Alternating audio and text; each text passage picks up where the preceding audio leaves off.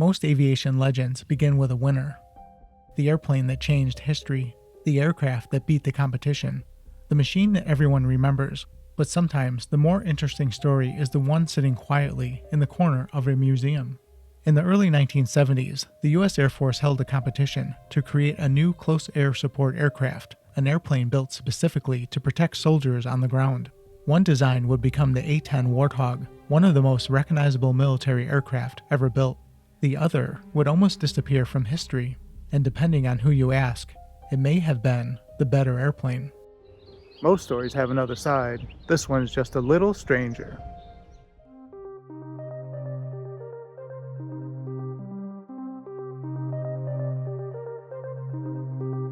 I'm Bill, and this is Buffalo Air Park. Let's dive in. By the late 1960s, the U.S. Air Force had a problem. Vietnam had exposed a weakness that nobody wanted to admit. America's newest fighters were fast, sophisticated, and capable of flying at twice the speed of sound. Aircraft like the F-4 Phantom and the F-105 Thunder Chief looked impressive on paper. But when soldiers on the ground needed help, speed wasn't always the answer. Close air support required something entirely different. Pilots needed to fly low. They needed to stay over the battlefield. They needed to identify targets, absorb damage, and keep coming back. Ironically, one of the most effective aircraft performing that mission was the Douglas A-1 Skyraider, a piston-engine attack plane whose roots stretched back to World War II. That wasn't exactly a glowing endorsement of modern jet design. Then, another threat appeared. The U.S. Army was developing the AH-56 Cheyenne, a high-speed attack helicopter that promised to perform many of the same battlefield roles traditionally handled by the Air Force. Suddenly, close air support wasn't just a mission, it was a territory. The Air Force responded by launching the AX program, a competition to create a dedicated battlefield attack aircraft. The requirements were simple in theory. The aircraft needed to be tough, inexpensive, heavily armed, easy to maintain, and capable of surviving intense ground fire. Several companies submitted proposals. Most disappeared quickly. By 1972, only two remained: Fairchild Republic's YA-10 and Northrop's YA-9. At first glance, the Northrop entry looked like the obvious winner. The YA-9 was clean and conventional. Its engine sat neatly inside the wing roots. It featured a traditional tail and a sleek appearance that looked more like a fighter than a specialized attack aircraft. Then there was its most unusual feature.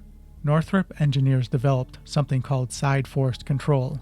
Using split ailerons and rudder inputs, the aircraft could literally slide sideways through the air without making a traditional turn. For a pilot lining up a gun run on a tank or armored vehicle, it offered a remarkable level of precision. Test pilots reportedly loved it. The aircraft handled well. It felt agile, responsive, almost fighter-like. Then there was the competition, the YA-10. Let's just say beauty wasn't part of the design requirement. Its engine sat high above the fuselage. Twin tails stretched upward beyond them. Even the nose gear looked oddly misplaced. Everything about the airplane appeared awkward, almost unfinished. Yet every strange shape served a purpose. The elevated engines reduced the chance of ingesting debris from rough battlefields. Their position also helped shield seat signatures from enemy missiles. The twin tails improved stability. The entire aircraft was designed around one principle: get shot at, survive, come home. Both aircraft were intended to carry the same weapon, the massive GAU-8 Avenger cannon. Ironically, during the actual fly-off competition, neither airplane carried it. The famous 30mm gun wasn't ready yet.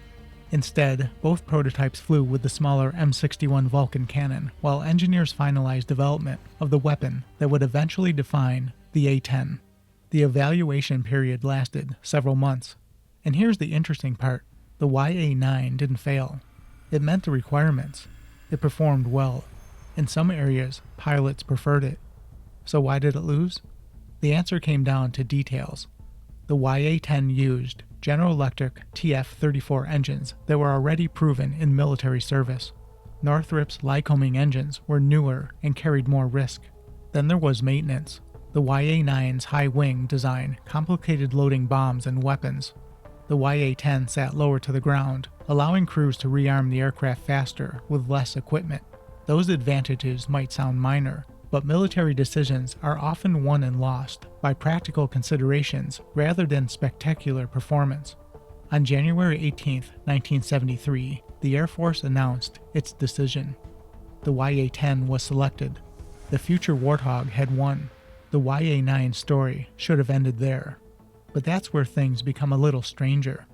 A few years later, the Soviet Union introduced the Sukhoi Su-25 Frogfoot, and if you place photos of the Frogfoot next to the YA-9, the resemblance is difficult to ignore. High-mounted wings, engines buried in the wing roots, conventional tail. For years, people wondered if the Soviets had copied the losing design. The reality is probably less dramatic. Both aircraft were being developed around the same time, solving the same battlefield problem. Sometimes, engineers separated by thousands of miles simply arrive at similar answers.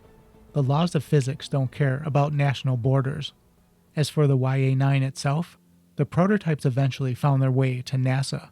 Their engines were removed and used in experimental research programs, helping advance entirely different aviation projects. Today, only one YA-9 survives. It rests quietly in a museum, overshadowed by aircraft that defeated it. And maybe that's what makes this story so fascinating. The A-10 became a legend, a flying gun, a tank hunter, an icon. But every legend leaves another story behind. A reminder that history isn't always decided by the aircraft that flies best. Sometimes it's decided by the aircraft that's easier to maintain, easier to support, and better suited to the realities of war. And somewhere in that decision, the Northrop YA-9 became one of aviation's most interesting what-ifs. And that wraps up another tale from aviation's stranger side. Until next time, keep your eyes on the skies.